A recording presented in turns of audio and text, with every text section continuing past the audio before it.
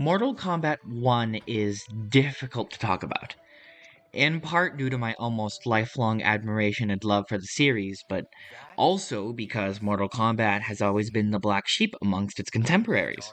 Whenever it does anything, it's always years late to the party. While series like Street Fighter or Tekken were experimenting with complex depth while keeping skill floors low, the MK games remained stagnant, as deep as a puddle and as wide as a shoe. And while that type of game had appealed to young me all those years ago, I've grown up and I need my entertainment to challenge me, mechanically and creatively. While I can appreciate Mortal Kombat 1 for finally growing up itself, the only thing I can think to say is about damn time. The old MK games were stiff and unresponsive, which were a far cry from the fast and free flowing combat of even just Street Fighter II Turbo, which released in 1992, the same year as the original Mortal Kombat. The stiff gameplay would go on to affect arguably every future MK game until 11 began to iterate and refine. The MK franchise remains an archaic relic, while its competitors made leaps and bounds every game for the most part. The difference between MK9 and the original MK was minimal in comparison. Systems like perfect blocks had become unanimously implemented in most every fighting game.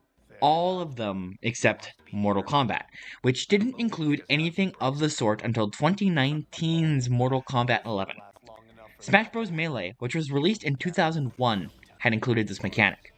So basic and universal was this mechanic that a family-focused party game had beaten Mortal Kombat to the punch by about 18 years. This discrepancy is a constant throughout Mortal Kombat's design history. Always many steps behind the big guys, despite wanting to play ball in the same league. That was until Mortal Kombat 11 sought to drag the MK franchise into the modern day, kicking and screaming. A lot of the old designs still showed through with a lot of outdated systems, but they were being mitigated by a litany of new systems, through which the main gameplay loop became more complex and more fun. The customizability of each character initially sounds like a good idea, and while the visual customization was good, although not up to Tekken 7's standards, the moveset customization left the characters fragmented. It does seem like an evolution of MKX's variations, but in MKX, every character and the variations were tuned to provide different yet similar experiences, branching off from the character's general playstyle and archetype. Since MK11 made a lot of the moveset modular, it made the characters feel less than complete no matter what you picked. It also meant that there were going to be some choices that were no-brainers, leaving little room for any other choices unless you wanted an underwhelming character. Mortal Kombat 1 takes the classic approach of simply making interesting and fun characters that have been specifically designed to be pure distillations of what made their characters fun in the previous games. None of the roster feels like they're missing anything. Rather, they feel more complex and interesting than they've ever been. Characters have had some of their old tools removed. Even so, the rest of their kit is improved in such a way that they remain more true to the kind of character they should be. Never have I seen such a faithful rendition of Scorpion, Johnny Cage, or Kung Lao in any previous game. And this marked improvement is something present to varying degrees in every character. Things change, and things change often. Mortal Kombat is a series that has both changed a lot and a little. Mortal Kombat 1 has done a great job at iterating on the systems and loops that have always been present, yet it stubbornly insists that the poor method of shoveling the single-player content into your mouth is still a good idea. Everything surrounding the gameplay itself has either remained stagnant since the 90s or has actually downgraded. Not so, however, for the story. The story of Mortal Kombat 1 surprised me. Although I am not a writer, it felt remarkably less forced and paper-thin this time around. The story mode itself is separated into many different chapters, which are separated by which character is playable. This structure has been used in every NetherRealm Studios game since Mortal Kombat 9 introduced it, and it's this structure that I want to talk about because it's starting to show its age. There are positive aspects to the Mortal Kombat story mode structure, like getting you to play other characters that you might not otherwise play. The issue with that, however, is a fighting game shouldn't be forcing you to play certain characters. There's a reason the arcade mode is so beloved. It allows you to play through a pseudo story mode with the character of your choice, and as a reward, you're given more information on your character. Mortal Kombat does include an arcade mode with the Towers mode, but the actual story mode has, in a way, set itself up to fail. A fighting game should incentivize you to try out its wide cast of characters through simple curiosity, but MK's method of forcing other characters down your throat whether you like it or not is annoying. What it ends up doing is making the story mode an endurance match of finding the cheesiest methods possible to defeat an enemy. All so you can blow past that chapter and maybe get a character you actually like. Mortal Kombat 1's cast, however, I personally find very enjoyable from a character-centered perspective. I enjoy them, which leads me to enjoying the story mode itself way more. I am not a writer and cannot comment on the quality of the story, but I have found myself engrossed in the story regardless of its quality. It feels very B-movie, and that makes me like it more, but immerse myself less. The story has always been at odds with the gameplay. As a franchise, Mortal Kombat has built its personality around brutal hyperviolence. The fatalities are comically bloody, and will never stop being as hilarious as they are brutal. Back in the 90s, the gore was boundary pushing. Today, the original's gore is pretty toothless, and has all the grit of a young boy slamming his action figures together before exclaiming, "Whoa, he took his head off!" Throughout the 90s and into the 2000s, you'd see politicians and television personalities berating it for its horrific depictions of Tom and Jerry-esque shenanigans. Although these arguments would die down, the game never quite stopped pushing for bloodier violence. Now the titles fairly often have grand, naked displays of gratuitously violent splendor, and it is campy, and over the top, and can never seem to go more than a few matches without showing somebody's innards or brain matter. The violence is meant to be taken at face value. There is no reason for it, there is no deeper meaning, it's meant to be fun. The characters are fictional, and you, as the player, are allowed to dissociate and treat them as they are. Fictional characters in a brutal world. It's stress relief, and inadvertently ends up becoming its own unique form of art through not really caring what the outward view and definition of high art is. This is, however, fundamentally at odds with what a story wants us to feel. In the story mode, characters will make meaningful connections, be family, or just generally have a jolly time together, and we're meant to take it seriously. This is then immediately followed by a brother tearing his sibling's spine out in the versus mode. The two modes are not demarcated by anything meaningful beyond a main menu selection. It's got all the authority of a strip of duct tape, with black Sharpie written on it reading, "Police line, do not cross." This phenomenon is known as ludonarrative dissonance, and even in the basic game loop does it exist. MK9 introduced a system which would later become MK1's Fatal Blow move. An attack that does heavy damage by completely breaking the enemy's spine, sawing open their ribcage, piercing their brain, and then probably twisting their ankles, followed by them immediately standing up to continue the fight. This is a great system for getting the brain to trigger dopamine receptors, but is not in any way conducive to a believable world. Yet, they doggedly try to make the game world seem believable. Deep lore, years of supplemental books, and amounts of writing present throughout their games that rival the length of a novel. The idea never seemed like it ever would have pivoted to serious storytelling, but it did. With beautiful animation work, stunning graphics, a cohesive mystical aesthetic, and a full voice cast all put towards a story crippled by its own legacy. Mortal Kombat's voice acting has always been best described as the good, the bad, and the cheesy. Here in MK1, the latter two have been kicked up into overdrive. The acting is as hammy as a pork roast and can sometimes be absolutely terrible. Megan Fox's portrayal of Nitara sounds unnatural and incredibly forced. It'd be fine if the story was more tongue-in-cheek, made as a parody of old schlocky bargain bin movies at your local blockbuster. But here, her performance is very noticeably underwhelming. It's similar to Ronda Rousey's performance as Sonya in the previous game, except there at least Rousey had some grit to her performance. Fox has almost nothing going for her. She brings no positive energy to the character, and instead gives her best "I wish I was somewhere else right now" performance. Luckily, the rest of the cast picks up the slack. They really give it their all. Whether their all means they inadvertently produce a camp hit, or they provide a genuinely moving performance. I generally enjoyed the interactions between Raiden and Kung Lao, played by Vincent Rodriguez III and Sunil Malhotra, respectively. They bring a great energy to the entire first act of the story that actually compelled me to continue instead of dropping it. Unfortunately, throughout my time with the story, I noticed massive performance issues and a few bugs. My rig is nothing particularly spectacular, it's just a gaming laptop, but I've never played a game with this much freezing and micro stuttering, besides maybe Elden Ring before I fixed it.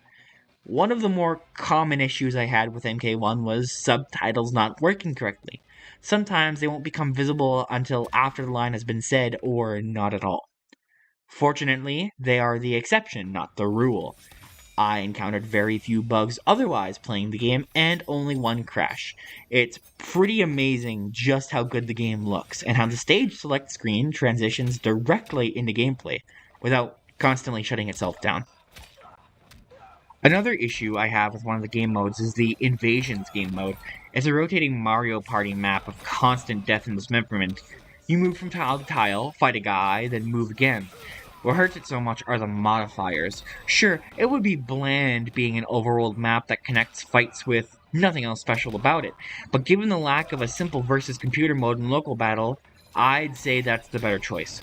Especially considering the modifiers only take away from the game by making the fights frustrating and considerably worse than anything else the game has to offer. The modifiers make a mockery of everything the game was designed around, and test my patience rather than my might. As discussed, the presentation of Mortal Kombat 1 is fantastic. However, the stance switch button presents a problem with the way the animations flow.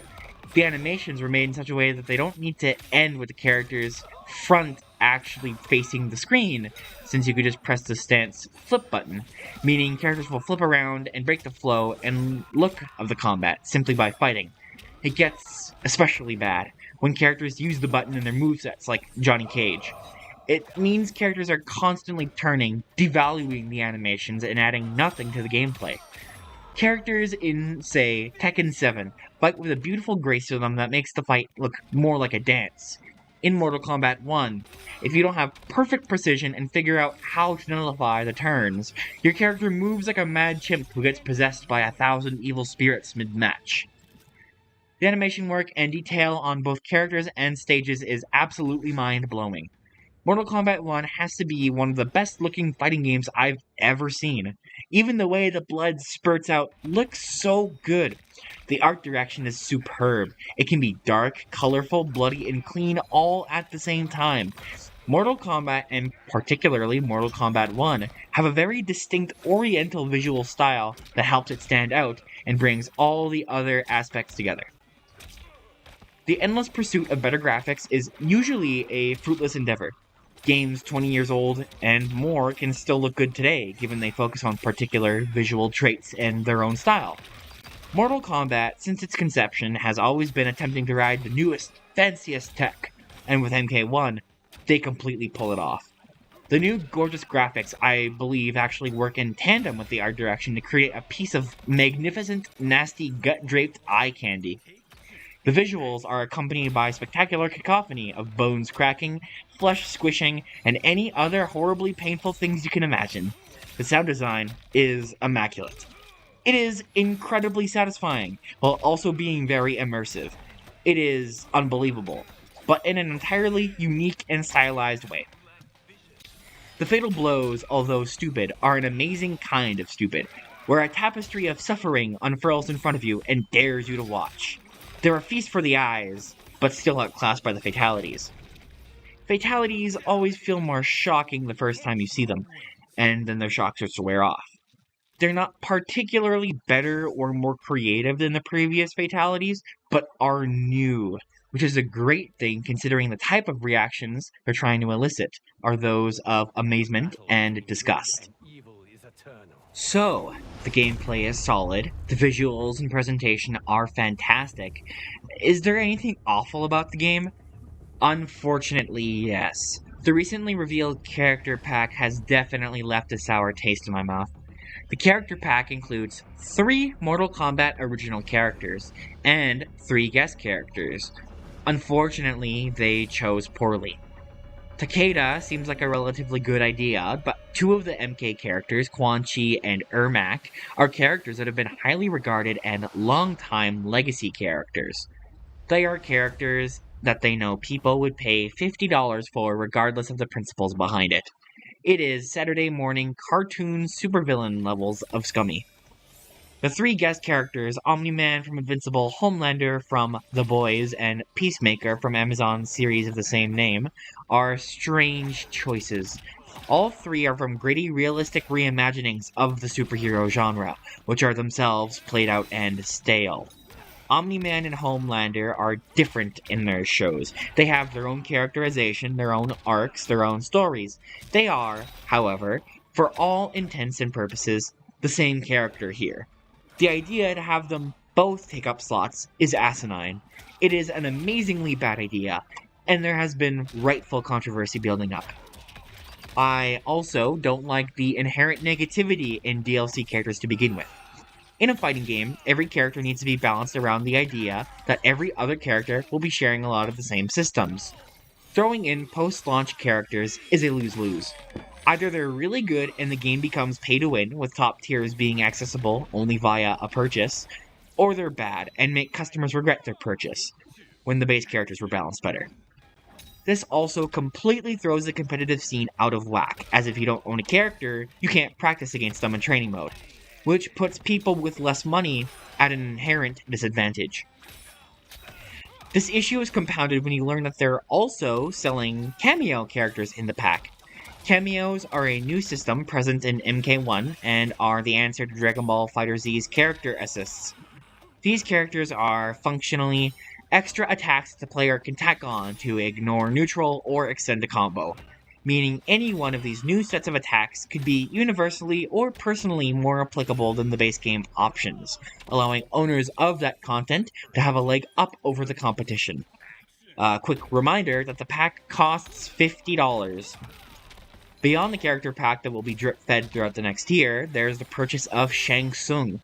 Shang Tsung is a character that has been in the series since the very first Mortal Kombat, and here he's essentially being held ransom behind $10 or a pre-order. There's no other way to put this, it is disgusting.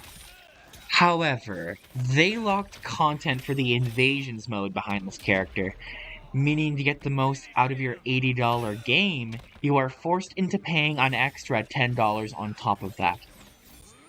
Mortal Kombat is complicated. I'm having tons of fun with it, but I also recognize that a lot of its old flaws still exist.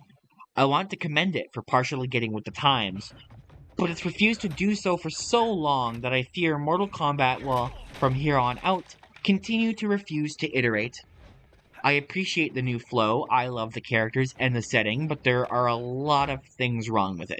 I definitely don't think it's worth the price tag they're asking, and considering how much money NetherRealm Studios has been earning, they really should have been doing a lot more a long time ago.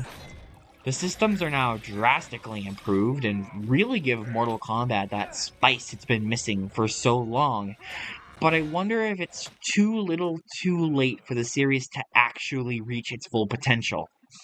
I hope not, but I sometimes worry if the developers that care have already tapped out, leaving nothing but the same empty corporate product to come out with each new iteration.